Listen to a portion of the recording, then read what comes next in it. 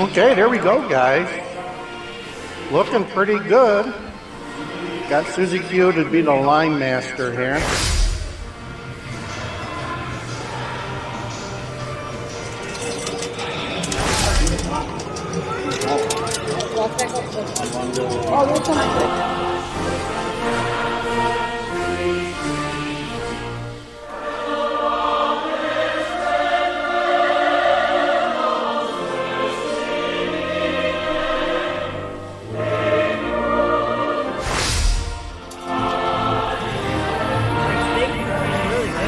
Yeah, look at those fries. You got the Polish there. Yeah, Polish and the dog I've never decked seen out. fries like that. It must be some special They call them sidewinder fries. sidewine.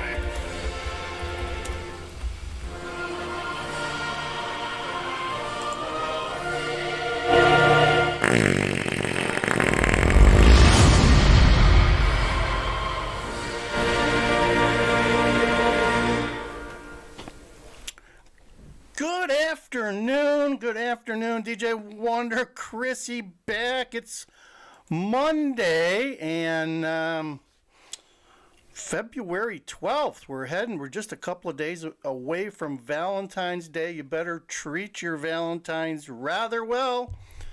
It's coming, folks. And I think tomorrow's Fat Tuesday, maybe? There you go. Get yourself a punchki. Polish punskis are pretty good, so treat yourself to one of those if you can find any. So today we're going to talk about the unraveling, not just the unraveling, further unraveling of America. And it seems to be, these guys here are jumping up and down about it. If you saw, Google some of the waste management PGA event that was held this last weekend in Arizona somewhere. There's a lot of video there where things got out of control.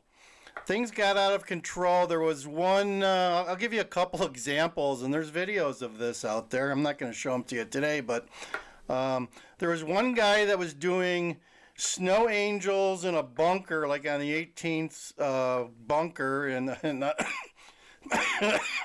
by the green.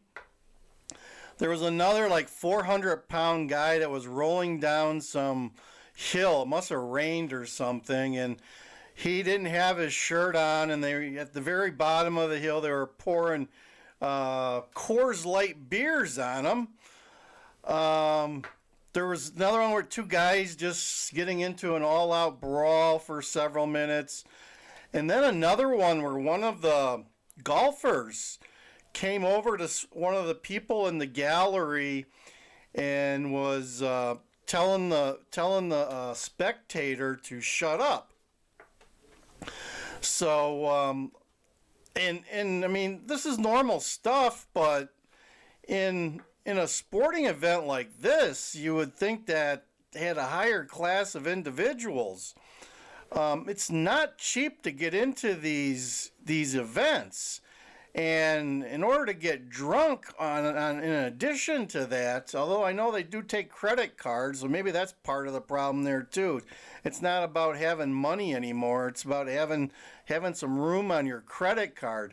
But anyway, I bring this up because Susie Q and myself, we've been, last fall, we went to the BMW Championship over in, down here in Homewood, Flossmoor. And I think, and we got some good, we pre-purchased our tickets, and it was like $75 a piece. And $20 for parking, and it cost you like about $18 for a nice, Oktoberfest beer, maybe $16 for a Coors Light or Bud Light, and a hot dog and some chips was like another $15-20. So you wrap up cash outlay pretty quickly when you go to these events. So I don't know. And there was this was on a Saturday. I guess it wasn't even the Sunday. Usually gets the most crowdy and rowdy. But there was also some comments that they may at one point shut off beer sales because of all of the stuff that was going on. Yeah, yeah. So, and I've seen videos too this year of Bears games, Chicago Bears down here at Soldiers Field, the 49ers, San Francisco 49ers, and I think also in Dallas, where fans getting into fisticuffs in the stands and underneath the stands by the washrooms. It's out of control. And, let's face it, going to a NFL game, I'm sure the tickets are at least $150 to get in for the NFL. It's even more expensive than a golf tournament. But I don't know, folks. I don't know what to tell you other than unraveling a society has begun and is in progress pretty well. And you need to prepare yourself, okay? You need to prepare yourself.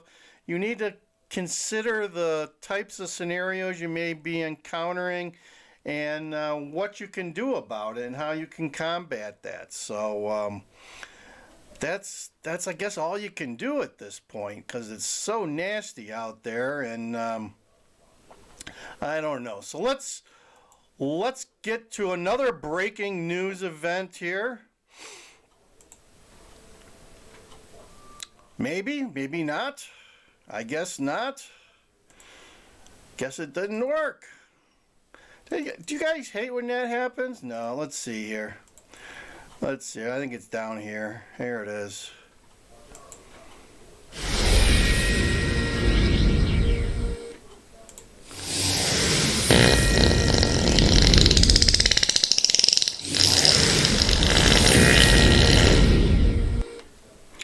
There you go, breaking news. So let's talk about, to get back to the Migrant, which we're known for our Migrant information here. Here's not a lot of Migrant news going on in Chicago.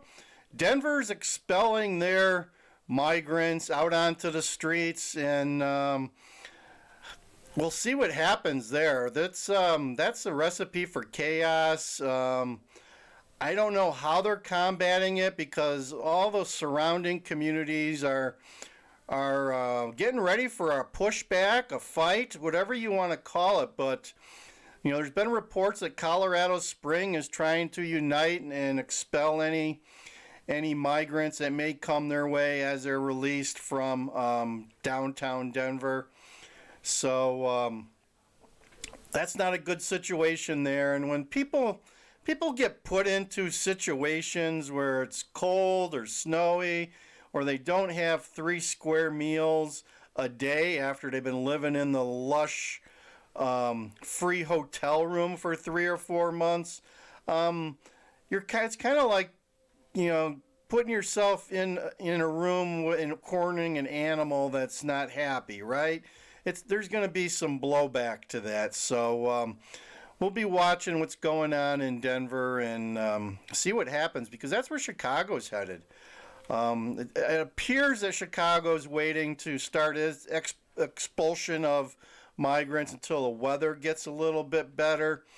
And then I do think we'll see them congregating in parks around the city. And they'll be coming out to the suburbs. I really do think they'll be coming out. They'll be utilizing that wonderful Metro train that took them into the town to come out of the town and start panhandling in the burbs and causing some problems. So look for that to happen. And I also think, here's another thing, as we've reported on here quite a few times, breaking news here. Breaking news. Let's see. Yep, news alert. News alert.